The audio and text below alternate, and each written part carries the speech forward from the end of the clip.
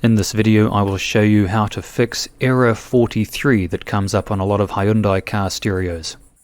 There are three options to fix this problem. Option 1 is a temporary solution, which means pulling out the fuse and resetting the head unit.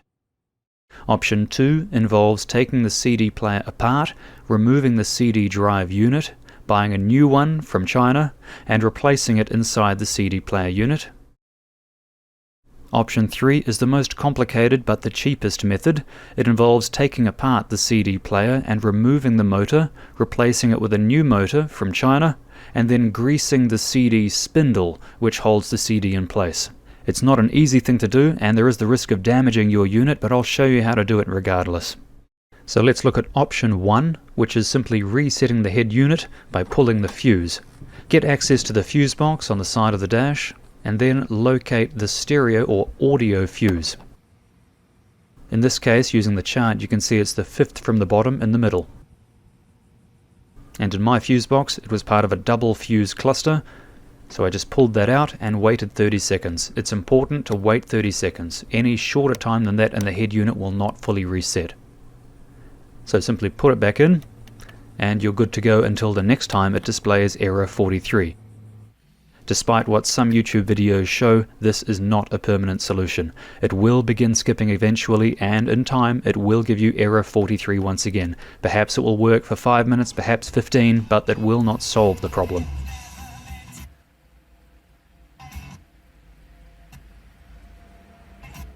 Option 2 is to replace the CD drive unit.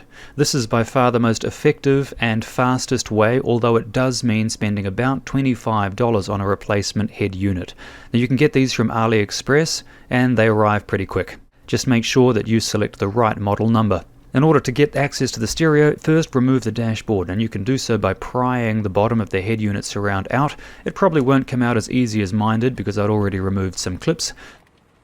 And then unplug all the connectors holding in that facade. The stereo is held in place by 4 screws. Undo them, then remove the 3 plugs at the back of the stereo to remove the head unit itself.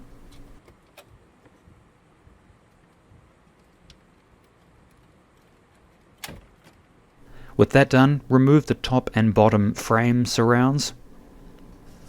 And then take out these 3 screws holding in the top cover.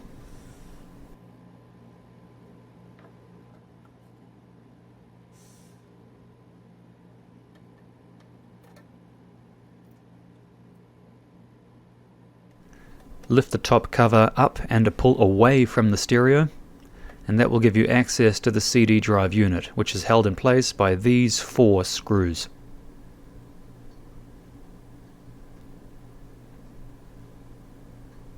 Undo these 4 screws using a magnetic screwdriver, or you might lose the screws inside, but you can of course retrieve them later. The CD drive unit simply lifts out, and then you need to disconnect the ribbon cable from the main board. To do so, pry up the beige plastic surround and the ribbon cable will simply pop up. Here's another view showing you how when it's placed downwards it's locked in, and when it's popped up it releases the ribbon cable. Then take your replacement CD drive unit,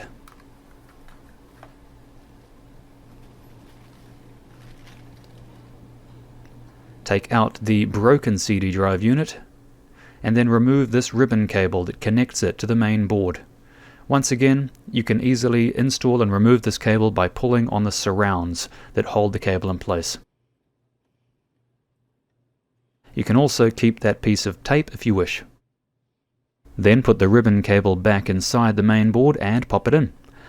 And simply re-screw that CD drive unit in. Replace the cover and the 3 screws, and then the top and bottom brackets. And you can also use what I've done here, see those markings, so you can see which way the bracket goes in. Then plug the unit back into the car and put in a CD, and you're good to go. This is by far the most efficient way to get the problem fixed, but it does cost $25. Option 3 is to replace the CD motor within the CD drive unit and grease the CD spindles. Now you can get one of these for less than $2, a replacement motor which will power the CD player. Just make sure you've got the right model number up on the top of the screen there. And when that's arrived, just as before, remove the car stereo from the car, take the unit apart, remove the CD drive unit, where you'll have access to this, the electric motor. However, getting to it is a real pain in the backside, so it's going to take a little while. First, remove this main circuit board on top, which is held in by these two screws, and put those screws aside. Then you'll be able to lift that circuit out, but you'll notice it's being held on by these two amber-coloured ribbon cables. Now, just as before, you can remove those cables by prying up the little cream-coloured cable holding inserts, which will allow the ribbon cables to pop out.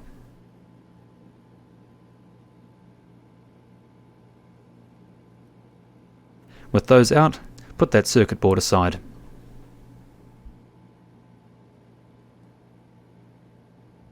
Next step is to remove these cables so you've got access to the motor when you get to it from the other side. Now you can remove these three rubber dampers.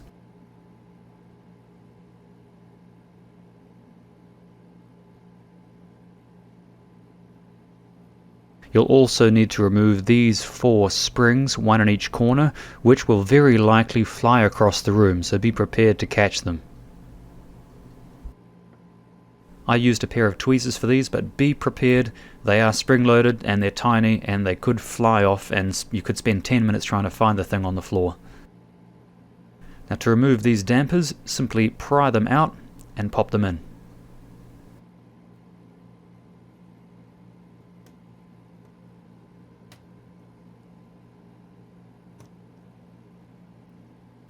Now we want to take off this bracket on the edge here by removing these 2 screws. And put that aside. This is where things get a little bit messy. You have to pry the edges of the CD drive unit, the pressed in rivets on each side, away from the CD drive playing unit inside. Just as I'm doing here, pry it out. It might feel like you're going to break it, but you will bend it back in place once you're done.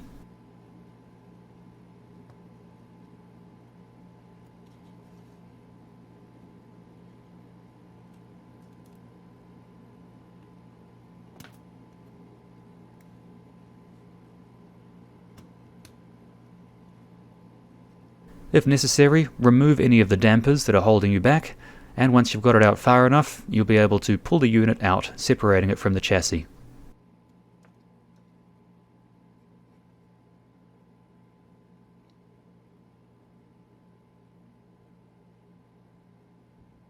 Now here you can see 2 springs which keep the unit spring-loaded. You're going to have to pop those out.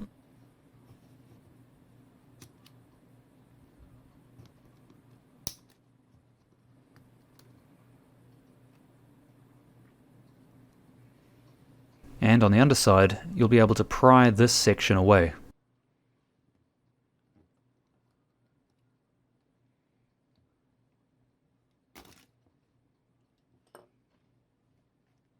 Once you have that removed and set aside, you'll have access to the electric motor spindle. By turning it, you can get access to the 3 screws which hold in the plastic spindle.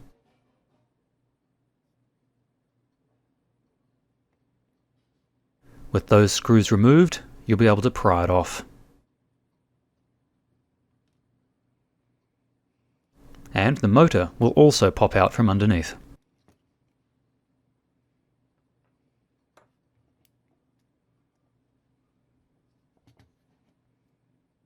Now it's time to solder in the new motor.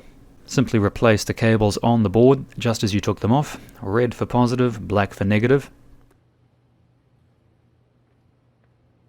Take your time, make sure the circuit isn't short-circuited. And now's a good time to use some isopropyl alcohol on a cotton bud to clean the lens properly. Now we want to grease the spindles that we've got access to while the unit's apart. Use white lithium grease, which is designed for plastics and metals together, and smear it all over the moving parts inside the spindle. I went a little bit overboard, so perhaps don't use as much as I did. I had to end up wiping some of it off.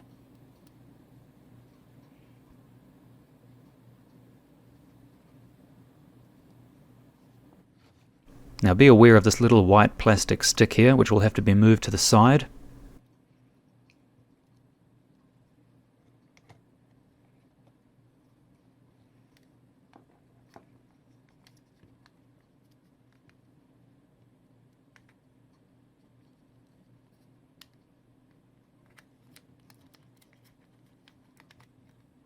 And then released against the shaft.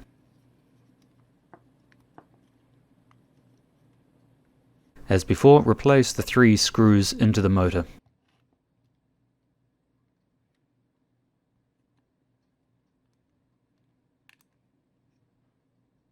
And when it comes to putting on the CD motor spindle, you have to pay attention to the difference in the shaft lengths between the new and the old motor. If you simply push it on and push it all the way down, it will rub against the housing, and it will slow down and stop the CD from spinning. This is because the shaft on the new motor is a tiny fraction shorter than the old motor. As you can see, the new one's on the left. This means you have to raise the spindle up, perhaps even 2 or 3 millimeters higher than you think necessary. The next step is to replace this bracket which was removed. Now this holds the newly greased top spindle, and it has springs and needs to be slotted in, and there's going to be about 6 things stopping it from getting in place, so you're going to end up probably swearing a lot and taking about 5 to 10 minutes to get this thing back together again. But once you've got there, it's just a matter of sliding the unit back in just as it was before, and then pressing in with those metal sides that you'd poked out before.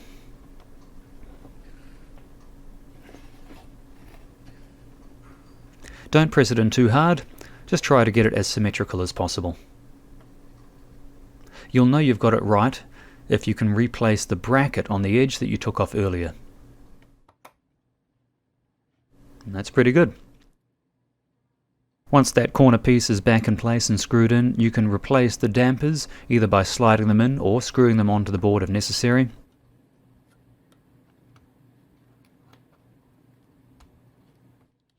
And then you can start replacing the springs. This is another thing that's going to be really fiddly and finicky and is going to make you swear a lot. But if you persevere, you will get them clipped on. It'll just take time. Then you can reinstall the circuit board on the top of the unit. That should just slip straight into place and then screw down.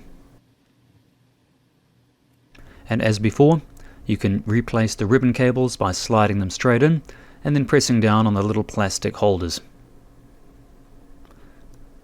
And that will lock the cable in place. In this case, this particular ribbon cable lost its little plastic backing. Don't lose this, it will not connect properly without this. That just gives it a little bit of extra pressure inside the plug so that all the contacts connect. So if yours has come off, just reattach it, put it back in there, and clamp those little supports down.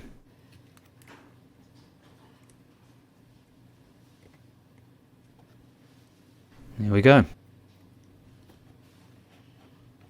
Just as before, plug in the ribbon cable into the main board and clamp it down with the little cream-coloured surround.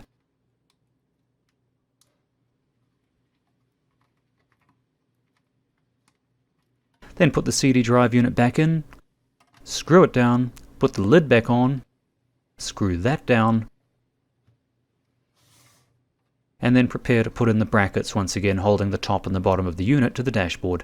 Once again, if you've got some unusual markings on one side like I've put here, it'll help you figure out which way the brackets go, because there are a handful of different ways they can go and it's bloody confusing. On both sides, top and bottom.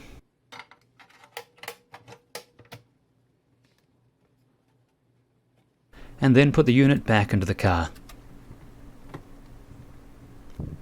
You might find at first that it doesn't work and it still gives you error 43. Just keep trying, spin the CD by hand if you can get access to it from inside until the lubrication has gone through the spindles and the motor has gained enough strength to turn the CD. It took me about 10 goes before it started playing smoothly, but after that it played flawlessly non-stop without any errors ever again. And there you have it. I hope you enjoyed this video. If this was useful to you and it does solve the problem, please do click the upvote button. That way YouTube might actually share it to more people who have the same problem. Thank you very much for watching this. I hope you appreciate the effort that went into making it, and I hope you enjoy listening to music on a CD player without any more problems. Take it easy, guys. Bye.